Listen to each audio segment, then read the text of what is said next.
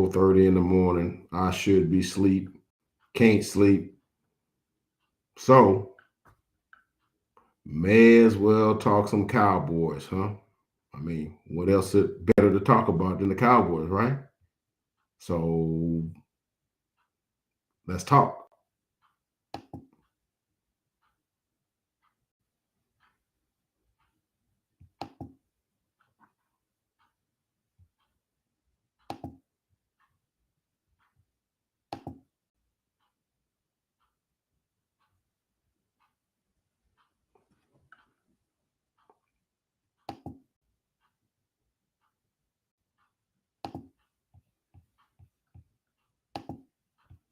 Well, I guess my graphics don't want to work this morning. I guess it is too early. So, oh well, we won't worry about that today. We'll just do our thing.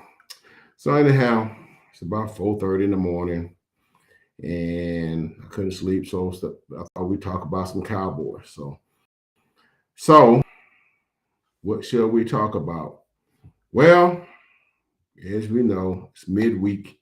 So a lot of things have been going on this week as it relates to the Cowboys. You know, your boy was in the NFL owners meetings, I think Tuesday, Wednesday, and they were talking about a bunch of things. There was a contingent led by Andy Reid and what's the coach of the Colts? Frank Wright and a couple others trying to make an appeal for more inclusion in the hiring process. NFL head coaches, I think, a worthy cause. That was discussed, and then of course the discussion around the hits on quarterbacks and how that's being called, and that sort of stuff. And I know y'all won't talk, but the thing really was our owner getting into a pissing match with Robert Kraft, and apparently it was over. Now, I thought it might have been something like Robert Kraft was probably telling Jerry, you ain't running your team right. You should run your team like mine, and you don't worry about all the public stuff. You just hire the right folks, and voila, we got more Super Bowls than you, and we bought our team in the late 90s. But nah, that wasn't what it was about.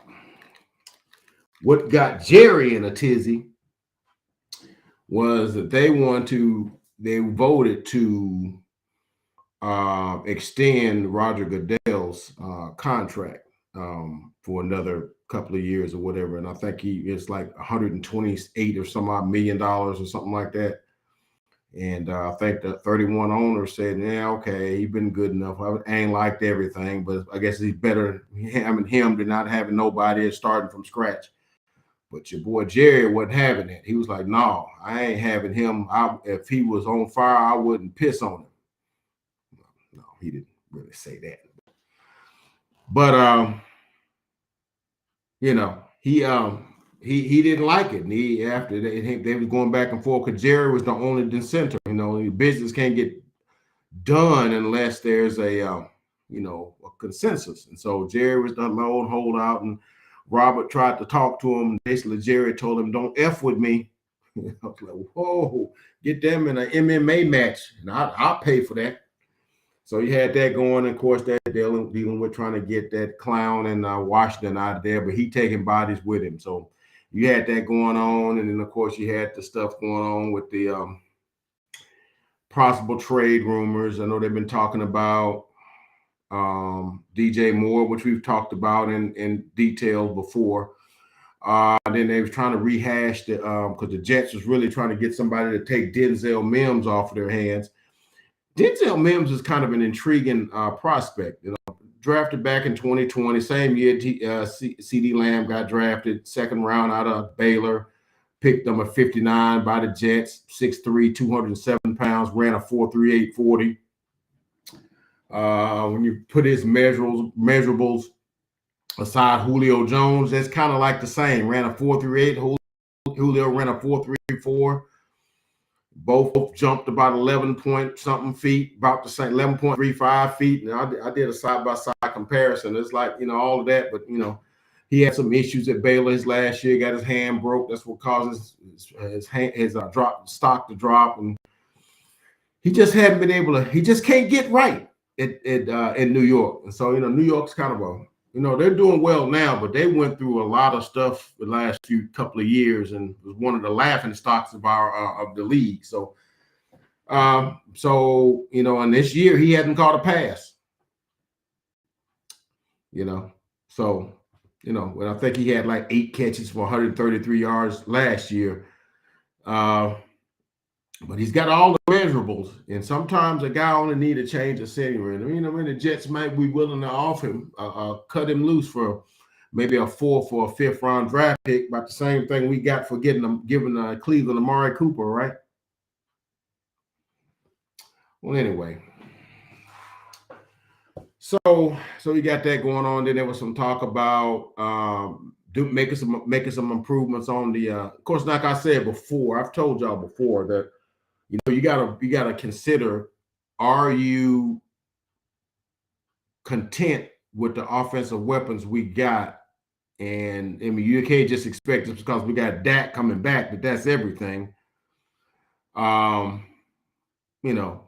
got CD who's kind of underachieving, but he's playing. And you got Michael Gallup still trying to round himself back into shape after coming off of that ACL late in the year. So, and we're gonna have James Washington coming back in a week or two. If not this week, I don't think I heard anything this week about him coming back. So it possibly might be, if not next week against the Bears, it'll be the week after, our bye versus the Green Bay Packers. We might get him back. So we'll see on that. And so what you got to think about is that enough? Because we heard today that all-pro running back Christian McCaffrey got traded for some draft capital from the Carolina Panthers. They having a fire sale. I was telling y'all, he got traded to the 49ers, which that's a team we may have to play in the playoffs. So that's why you got to kind of, you can't never consider, that my team's good enough, because everybody's trying to improve. Everybody's trying to add weaponry to their arsenal. So it would be foolish. We got enough, and where everybody else is improving. Because while we might think, it's not worth it, a chance to try to get Denzel Mims or get DJ Moore, I guarantee you, if Green Bay have a chance to get him, they will get him. And we're going to play them in a couple of weeks and possibly might play them in the playoffs if either one of us get there. But you got to look at that. It's an arms race. Always has been, always will be, So, OBJ still out there, because he won't be available until like December. But, somebody's going to get him. It's going to be Kansas City or Buffalo, teams that are vying for, Lombardi trophies. Buffalo, and like I said, Buffalo, Kansas City, and, Green Bay, maybe, So those are things you got to look at. So while these other teams are stacking up, possibly Tampa Bay, they're all stacking up. You can't just like, we're gonna go with CD and Michael and James Washington, and we're good, and Noah Brown, which I like all them dudes, man. But is that gonna be enough to stave off them other teams? While our defense is good, you get a guy like Aaron Rodgers or Tom Brady, another weapon like that, and you might not be able to get them off the field. I don't care how good your defense is. So that's why I'm saying sometimes you get a guy to keep another team from getting him. You get what I'm saying? So then on the defense, I've heard Deron Payne, Roll Tide, defensive tackle from the Washington Commanders, drafted 2018 from Washington out of Alabama. We would give somebody Carlos Watkins in a draft pick or something to take him, and plug him in next to, Odigizua and Quentin Bohanna in there, and amongst Tank Lawrence and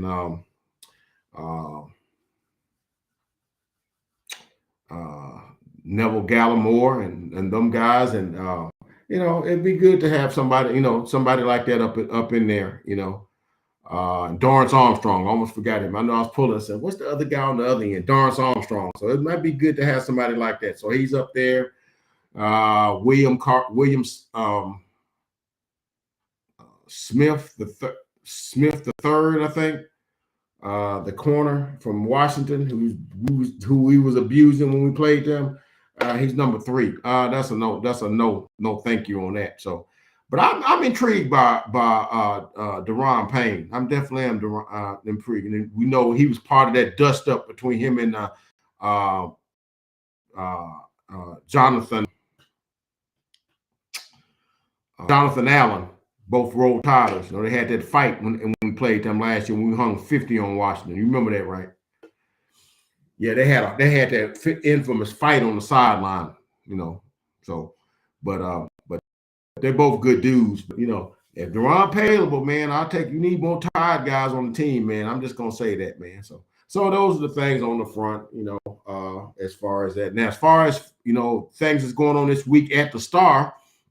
Dak's back at practice, full practice today, throwing stuff. And CD Lamb was like, yeah, passes got popped. He can make all the throws and all that kind of stuff. And so that's all good. And for, you know, that matter, you know, all of the most of all of the key components here full practice. You know, Dak's back, everybody's full practice. You know, as we go into this game against Washington, against the Detroit Lions, you know, that's one thing we'll look forward to. You know, everybody's a full go at practice. Dax was a full go. CD Lamb was a full go, even though early in the week they said he had a hip thing going, but he's a full go.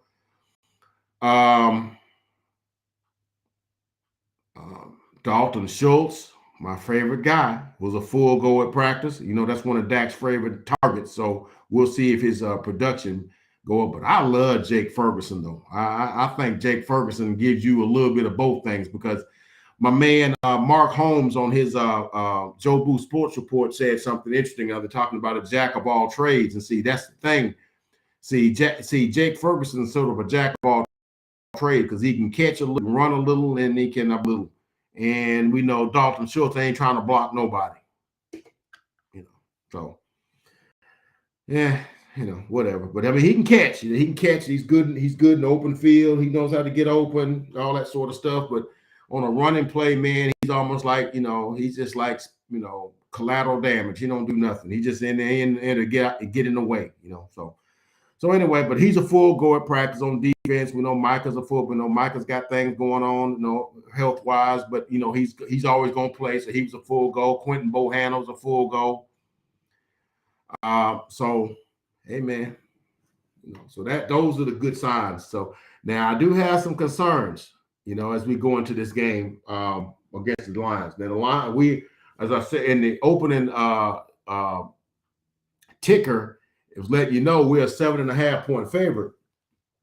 I'm going to show you that right there at high noon at the at AT&T Stadium, October 23rd. Cowboys favored by 7.5. Okay, and that's, you know, that's all good. Now I got some concerns. My concerns is, number one, us being a little overconfident. Now, hopefully, coming off that loss Sunday will alleviate a lot of that, because I know Michael was mad, and I know when they was at practice today, you know, Dak was back. You know, Dak and, you know, Micah, you know, they the two leaders at both sides of each of their sides of the ball.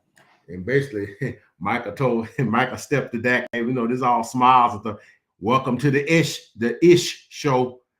He said, "No, don't think it's because you back. You know, don't get me wrong. I'm happy you back, but you know, we ain't gonna make it easy on you. You know, it's gonna be, we're gonna do to you what we always do to you in practice. We still run this." That's all right, Micah. All right. I like that. I like that, you know. And so, you know, they went on, had their practice and all that stuff. But I just hope they're not overconfident, because the Lions come in as 7.5 point favorite.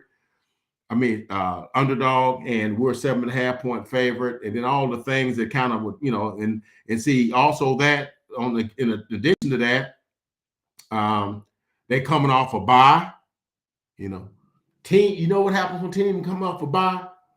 Number one, teams get healthy. Teams watch more film. They know more about you than if they caught you this week and they got going to the next team. They got a whole week off to just watch you, and guarantee you they watch every millimeter of film of Sunday night, wondering how they can take advantage of Michael Parsons the way the Eagles did. But of course, they ain't got no quarterback like Jalen Hurts running that zone read thing and whatnot. Which that had Micah all mad this week, as they were talking to him.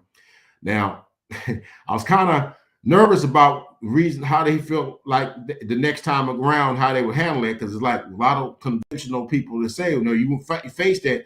What you got to do, you got to punish the quarterback. That's how you do that. Every time the quarterback takes that and goes out, he's fair game. So you can forget about the run and just nail the quarterback. He get 3 or 4 of them, he ain't willing to do that no more. Okay.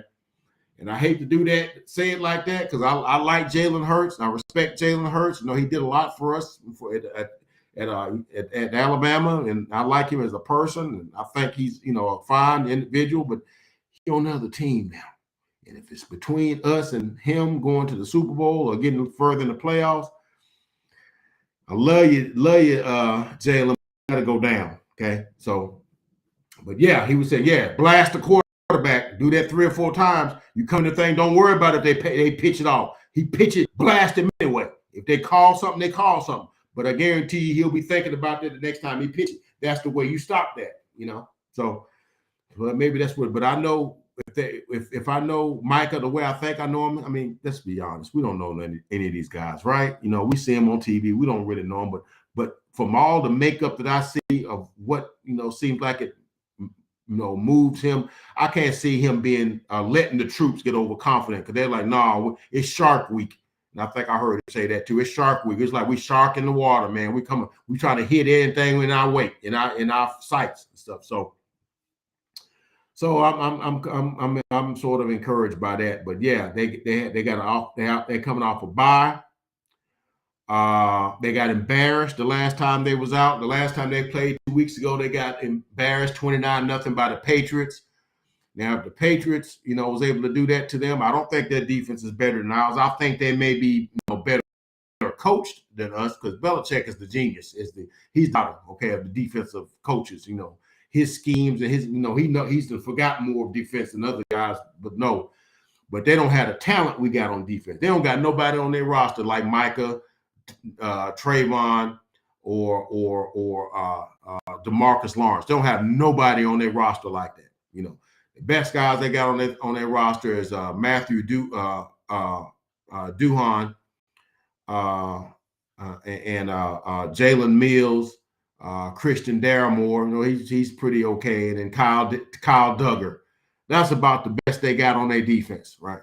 So no, they don't have no stars on their defense. They play a good scheme and they sound fundamentally. That's what we're trying to get to. But they got embarrassed. That's another thing. You hate to play a team after a bye, because their preparation level is going to be at a higher level than it would normally be. And then 2, you don't want to play them after they got embarrassed, because that's you hate playing a team after they lost. But more importantly, you don't want to play them after they just got their tails kicked. 29-0. So that every I's going to be dotted, every T's going to be crossed. And thirdly, they got some guys coming off of injury, some key guys like the dude with my favorite name in the NFL, man, is wide receiver Amon-Ra St. Brown. Love that kid's name, man. Wide receiver out of USC. He's missed last couple of weeks. He's only played 4 games. That's 27 catches, 271 yards, and 3 touchdowns. Only played 4 games. Okay. And then, of course, they're getting DeAndre Swift, running back out of Georgia. They get him back and stuff. So, they got some weapons, and they got a nice offensive line. And T.J. Hawkinson is a good tight end, come out of Iowa. They got some nice weapons now. And Jared Goff is not exactly chopped liver. Now, he can play. He got victimized, I think, 3 interceptions last week against New England. So, like I said, that's the Don Dada. He makes quarterbacks look bad all the time. It's interesting that our boy Dak threw for like 425 yards against them last one, like 4 touchdowns last year against. But who am I? So they got those guys coming back, and then the other thing that may give us a couple of instances of pause. Dak might be a tad rusty. You would be rusty if you ain't played in any active games in 6 weeks. And some of them handoffs might not be exactly crisp. The snap from center might not be. He did break a thumb on his throwing hand. So I really wasn't against opposite of him. Holding out the next 2 games and coming back after the bye. But if he's healthy and can play, let's go. And then the other thing is that maybe, hopefully, that guys won't be too emotional because Dak is like the emotional leader of the team. Everybody kind of rallies behind Dak. Everybody wants good things for Dak and wants pushing Dak, wants to do well for him and not let Dak down. And I understand that. And so I'm hoping that they won't be just a tad bit over emotional if they drop passes or miss a block or something because they're just too keyed up or too whatever. And those are my concerns. And hey man, anytime and anybody that says, "Oh man, we're going to kill them," and all that stuff. Look, man, I found out a long time ago. Any given Sunday, anybody can be beat. Okay, I saw the New York Giants knock off the undefeated New England Patriots back in 2007 in the Super Bowl. Okay, they were like a 13, 14-point underdog. Okay, the biggest lopsided over because they were a wild card team. They were the lowest ranked team in the playoffs that year. As far as you got your 1 through 6 in each conference. They were number 6 in the NFC and beat Dallas in the divisional round, and they went on and beat. I think they beat Tampa Bay and beat Dallas, and then went on to the NFC Championship game where they upset Green Bay in like -7-degree weather, and went on to the Super Bowl and beat the New England Patriots, which was like the overwhelming favorite. So don't tell me you can't be beat. Anybody can be beat on any given Sunday. Anybody can be beat. And just remember, it's about a year ago, like next Sunday, that the Denver Broncos, who were like 1-4, 2-4, 2 and whatever, came into AT&T and beat us 30-16 and was 30-0. Okay, so anything can happen. So that's why I'm not trying to be Freddie or Penny pessimist or whatever, or Debbie Downer or whatever you want to call it. But I'm just saying, I done seen too many things happen in this league. So anything can happen. So that's all I'm saying. As long as we keep everything and respect the opponent, understand that, hey, they got players, they get paid just like we do, and go in there with the mission to take them out, not take them lightly, and not look past them to Chicago, not look past those 2 teams looking forward to the bye, but just go and take care of business. And I think we'll do that. I really think we'll do that. So the thing that encourages me, of course, like I said, Dak's back. Everybody's full go of practice. The Lions ain't kept a single team, the 5 opponents they've played, under 28 points. And they done played some offenses that's not good as ours. I don't think the New England's offense is as good as ours. What wide receiver they got good as CeeDee Lamb? I'll wait. Okay. I like Damian Harris, because Roll Tide, but he's not better than Ezekiel Elliott or Tony Pollard. I do like Ramondre Stevenson. He's a nice back. So and stuff like that. So I think I think Dak's better than Bailey Zappi, even though I like that dude's name. That's the second best name in football right now, Bailey Zappi. And he's better than Mac Jones. I mean, come on now. Let's be real here. So there's no reason why we shouldn't score 29, right? All right. But our quarterback is rusty and played in a month and a half. So wouldn't surprise me if we get off to a slow start and maybe he don't hit his stride to like midway through the second quarter. Wouldn't surprise me at all. But I'll be surprised if we don't score at least 28. All right. Everybody's full go at practice. And then the other thing is, we the Cowboys, and we coming off of a loss. And see, if we'd have won last week, I'd be real concerned about this week. Because when you win, you feel like everything is good and you can't be beat, and everything is we perfect, man. I can't get no better. But when you lose, man, everything ain't right. So that's why I hope that, especially on the defense, they was like, nah. And according to Dan Quinn, they missed 10 tackles last week. And 10 tackles, miss 10 tackles will get you beat every time because you don't have about 50 or 50, 60 offensive plays or defensive plays that you the other team is running. And if you miss, a fifth, a sixth, or whatever of those plays,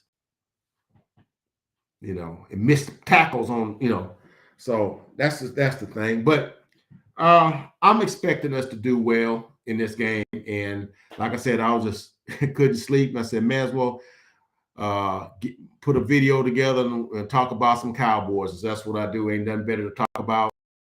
Love talking about the Cowboys. So I guess I want a score from me. The Cowboys winning 31-20.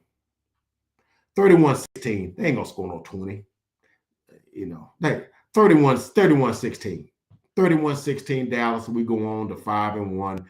Go to see the Chicago Bears. So that's all I got. I almost forgot to tell y'all, please like, comment, and subscribe.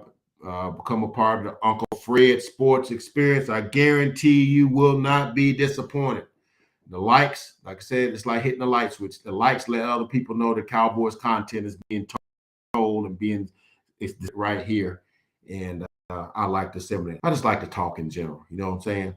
Especially about the Cowboys. I can talk about the Cowboys all day, every day. All right, that's why I set this channel up so I can talk to Cowboys about, people got tired of listening to me at the house. So I got to tell y'all, right? So like, comment, and subscribe, and we'll talk to you guys at another time, and we will see you guys the next go around.